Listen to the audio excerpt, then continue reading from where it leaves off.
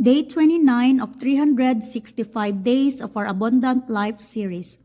Exodus chapter 3 verse 14. God said to Moses, I am who I am. For today's topic title, God says, I am who I am.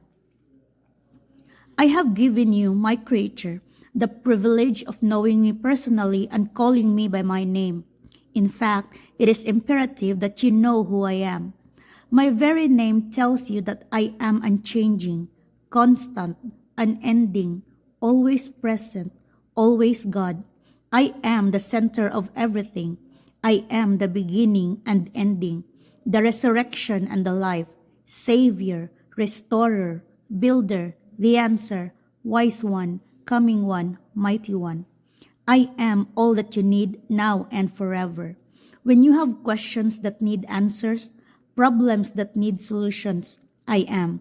You find my sufficiency at the end of every desperate prayer. When you need help, when you need hope, when you need insight and understanding, I am. When you need a fresh start, the full picture, something lasting, something real, someone you can trust, I am. When no one is listening, when you don't know where to turn, when you can't hold on any longer, I am. For today's message, God is our everything.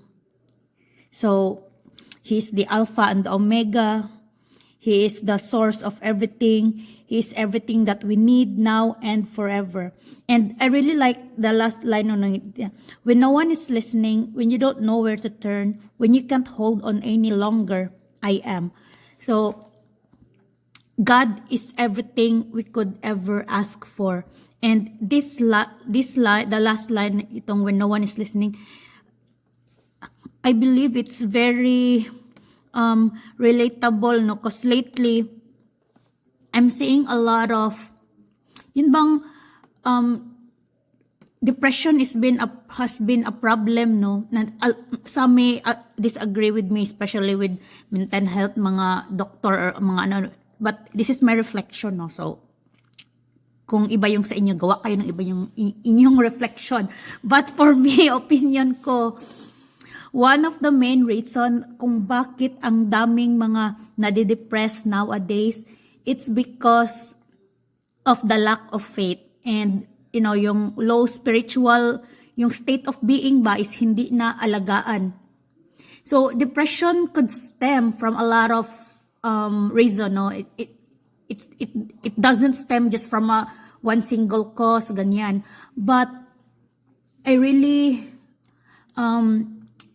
believe that having has a strong faith to God, taking care of your spiritual state of being can really help you avoid depression.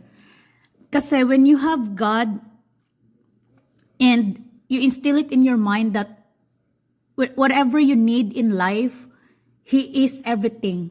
It can help provide you with meaning, hope, and it can also improve your coping mechanism.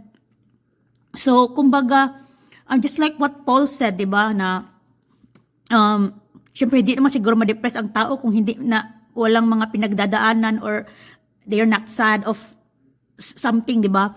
But just like with Paul, so sabi niya na with God, di ba, it can help you feel happy and content with being when you're empty, and then you can still be happy and content when you have plenty. So whether it's the season of emptiness or it's the season of plentiness, you have this steadiness na ma-feel ba. So I'm really a believer na if you really take care of your spiritual state of being, you have a strong faith with God, you can really avoid mga depression, mga ganyan. Because indeed, everything that we need, God provides for us. He is our everything, our Savior, Restorer, the beginning, the ending. He's the center of everything. And ako, no, I'm someone who has very few friends. And um, ano ba yun?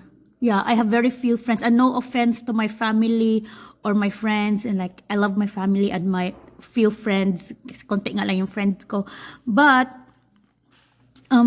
if you have God, it seems like you have this calmness and steadiness na there would be times na you're not okay with your family, there would be times that your friends are busy, you can't talk to them, and ganon. But whether your family or your friends are there or they're busy, whatever, as long as you have God, you know you always have someone na you can have a father, you can talk to, you can confide, you have a friend na pwede mong pagsabihan lahat, and you can hear him talk back or guide you in his own way, no? Ganun siya.